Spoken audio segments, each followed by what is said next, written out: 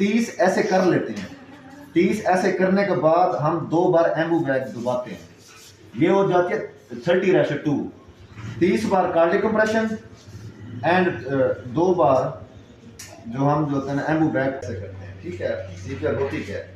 CPR एक ऐसा process होता है जिसमें हम ना दिल और फेफड़ों की हरकत को जब वो बंद हो जाती है तो थोड़ा सा स्टार्ट करने की कोशिश करते हैं। ठीक है, उसके लिए ये ज़रूरी होता है कि अगर इंसान जिंदा है, ये नहीं कि इंसान जिंदा नहीं है, उसकी दिल की धड़कन और फेफड़ों की जो एक्टिविटी होती है वो खत्म हो गई तो फिर हम सीपीआर नहीं करते। ठीक है, सीपीआर हम तब करते हैं जब उसकी थोड़ी सी कार्डियक एक्टिविटी, मतलब दिल की धड़कन या फेफड़ों की एक्टिविटी या सांस थोड़ा थोड़ा सा आ रहा हो। ठीक है, it is a process in which we can make the cardiac compression and the artificial respiration followed by to initiate breathing and circulate. Compression जो होती है ना, हमने एक बराबर फोर्स के साथ देनी होती है और ये तकरीबन 2 to 5 सेंटीमीटर डीप होनी चाहिए, मतलब 1.5 इंच या 2 to 5 सेंटीमीटर डीप होनी चाहिए। ये नहीं है एक सेंटीमीटर हो जाए, दूसरी 3 सेंटीमीटर, बराबर आपने कंप्रेशन देनी है।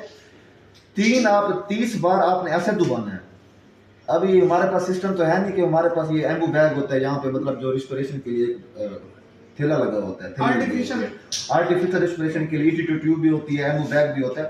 जब हम 30 ऐसे कर लेते हैं, 30 ऐसे करने के बाद हम 2 बार एम्बू बैग दबाते हैं, ये हो जाती है 30:2। 30 बार कार्डियक कंप्रेशन एंड 2 बार जो हम जो होता है ना एम्बू बैग को आर्टिफिशियल रिस्पिरेशन देते हैं। अच्छा, अगर हमारे पास एम्बो बैग नहीं है तो हम मुंह से हवा दे सकते हैं? मुंह से हम हवा दे सकते हैं, क्योंकि हमने आर्टिफिशियल देना होता है, आर्टिफिशियल रिस्पिरेशन देनी होती है, क्योंकि उसके जो फेफड़े होते हैं वो बंद पड़े होते हैं, सिकुड़े होते हैं। हम हवा देने का मतलब ये होता है ताकि उनको थोड़ा सा ना मतलब इनिशिएटिव स्टेप देते हैं ताकि वो थोड़ा सा फूलें, थोड़ा सा मतलब स्टिमुलस देते हैं। ठीक हो गया। अब 30 कंप्रेशन के बाद हमने 2 आर्टिफिशियल रिस्पिरेशन देनी है। ठीक होगा, ये थी हमारे पास सीपीआर। और अब हम ये करते कब है?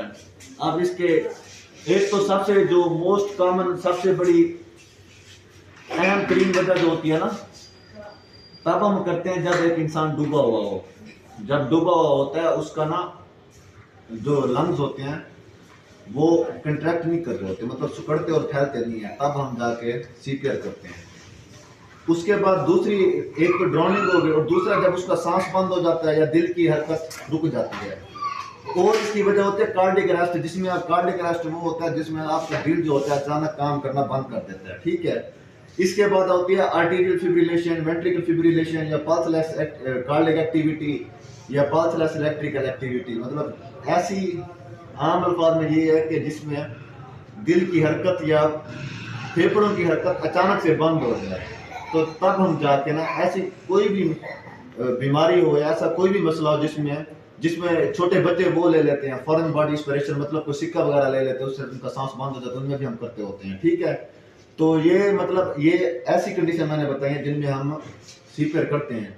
अच्छा, सीपीआर जो एक इसमें होते हैं वेंट्रिकल फिब्रिलेशन। वेंट्रिकल फिब्रिलेशन में जब सीपीआर से उससे वो नहीं हो रहा होता, मतलब उसका दिल और फेफड़ों की एक्टिविटी बाहर नहीं हो रही होती, तो हमारे पास एक इस सेटअप में तो नहीं है, मतलब एक ये कार्डियक सेटअप पे होती है कि डिफिब्रिलेशन मशीन। वो एक मशीन होती है, वो एक बिल्कुल हार्ट के ऊपर रखते हैं और उसको ऑन करते हैं, उससे करंट वगैरह लगता है। मतलब ये होता है कि दिल को अचानक हम चिंगारी देते हैं ताकि वो जल्दी से धड़के। ठीक, कहते हैं डिफिब्रिलेटर मशीन कहते हैं, ताकि फिब्रिलेशन जो चल रही है, ताकि उसका जो फिब्रिलेशन होता है उसका रिदम जो होता है ना रेगुलर नहीं होता, कभी ज्यादा हो जाता है कभी कम हो जाता है, ताकि दिल एक प्रॉपर हरकत करे, उसका जो रिदम है वो बराबर हो जाए। ये मैंने वो वाली चीजें बताई हैं, जो वो वाले मसले बताए हैं जिसमें हम ये सीपीआर करते हैं। अब ऐसी कंडीशन जिसमें सीपीआर नहीं करते होते, एक इंसान उसकी पसलियां टूटी हुई हैं, आपने उसमें सीपीआर नहीं करना। उसकी पसलियां टूटी हुई हैं, आपने सीपीआर नहीं करते। ठीक है, जैसे पसलियां उसकी टूटी हुई हैं, पसलियों की इंजरी है, आपने उसको सीपीआर नहीं करना। अगर एक इंसान है वो मर गया है, आपने डेथ प्रोनाउंस कर दिया है, डिक्लेयर कर दिया, आपने तब सीपीआर नहीं करना। ठीक हो गया। अच्छा, अब इसकी कॉम्प्लिकेशन क्या होती हैं? कॉम्प्लिकेशन इसमें इसकी ये होती है कि या उसका कोई पेट के मसले हैं, क्या विजरास के मसले हैं, फिर भी सीपीआर नहीं करते। ठीक है, अंदर अब्डानल विजरा हो गया, पेल्विक चेस्ट कैविटी के जो मतलब लंग्स वगैरह उनके कोई और इंजरी है तब भी नहीं करते। ठीक है, अच्छा, अब इसकी कॉम्प्लिकेशन ये होती हैं, इसकी कॉम्प्लिकेशन में रिब्स का फ्रैक्चर आ सकता है, क्योंकि हम सीपीआर कर रहे होते हैं, काफ़ी फोर्स के साथ कर रहे होते हैं, तो रिब्स फ्रैक्चर हो सकती है। ये इसके साथ वो एस्पिरेशन सिंड्रोम हो जाते हैं। एस्पिरेशन सिंड्रोम होता है कंप्रेशन के साथ ना, जो गैस्ट्रिक कंटेंट है वो हमारी मतलब जो खुराक वाली नाली है वो उसमें जो चीज़ें जा रही होती हैं वो फेफड़ों की नाली में जाना शुरू हो जाती हैं। ये भी इसकी कॉम्प्लिकेशन है, मतलब जो इससे हमें पेचीदगी या नुकसान पैदा हो जाते हैं। ठीक है।